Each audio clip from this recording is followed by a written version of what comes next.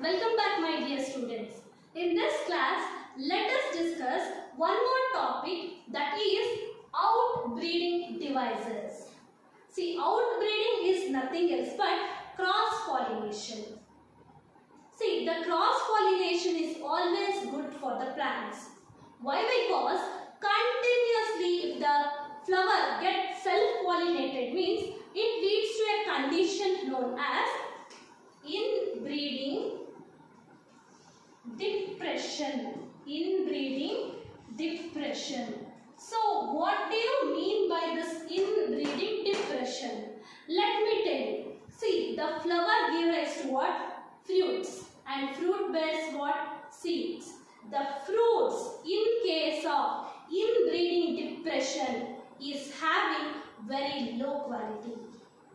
And they may also not produce seeds. So this condition is known as what?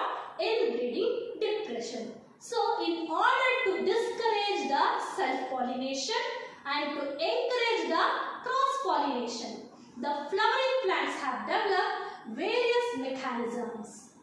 And that various mechanisms are nothing else but what? Outbreeding devices. Right? So in today's class, let us have a look at this outbreeding devices. The first outbreeding devices is synchronization. Synchronization. Synchronization means what? See, this is stigma and this is anther, which is releasing pollen grains. See, the requirement for the pollination is receptivity. So what do you mean by receptivity? Receptivity is nothing else but the stigma should accept the pollen grains. That means the stigma, if it accepts the pollen grains, then the pollination will be completed. If it rejects, no pollination, right? So here the pollen release and the stigma's acceptance, if it is not synchronized, so that what happens? Even if the pollen gets released, the stigma will not accept it. If the stigma will not accept the self-pollen, then it leads to what? Cross-pollination. So this is known as synchronization. And the second one is known as heterostyle. So I forgot to give the example for synchronization. Synchronization can be seen commonly in onion. So onion is an example. Next, second one, heterostyle. See here, hetero means different. Style means style. See here, in the first condition, let me write you. So this is the anther which is producing the pollen grain. Okay, and this is the stigma. So this is the first condition. So let me write you another condition. Second one. See, this is the stigma and this is the anther producing pollen grain. See, in these two cases, the stigma is either upwards or else downwards. So pollen, if there is, the chances of falling on the same stigma is very less. Because here these anthers and stigma are placed at different position. So this condition is known as what? Heterostyle. And this heterostyle can be seen in jasmine. One more example I will give you, primrose. Right? Now, the third outbreeding device, it's a genetic mechanism called self-incompatibility. Self-incompatibility. See here, so the self-incompatibility is a genetic mechanism.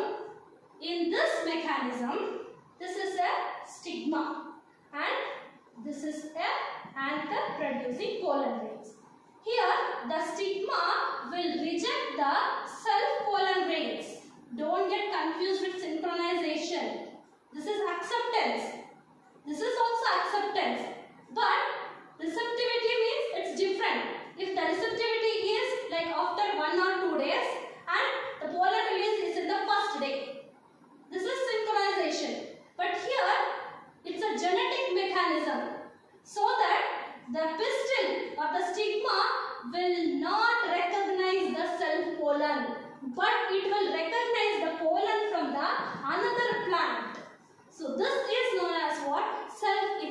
incompatibility. So this prevents both autogamy as well as geitonogamy. And this self-incompatibility will be seen in the flowers of tobacco. Right? Next, one more condition you have already studied, that is unisexuality.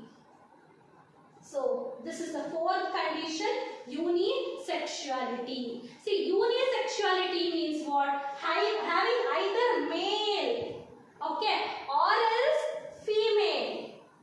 Okay, having either male or female flowers. That means what? If it is having male means we call it as staminae, having only stamens. Females means what? Pistillae.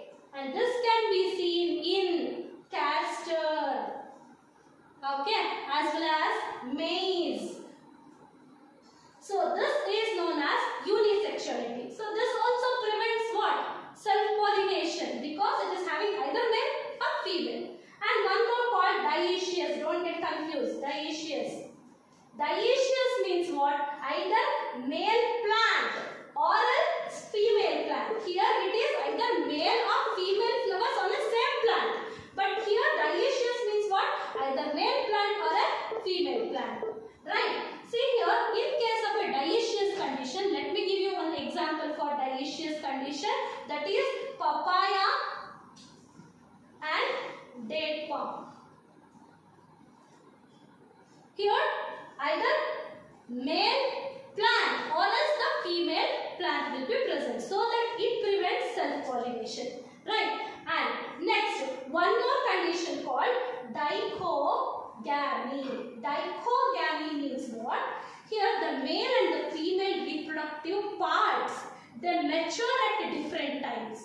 Okay, the male and the female reproductive parts matures at different times. There are two kinds of dichogamy.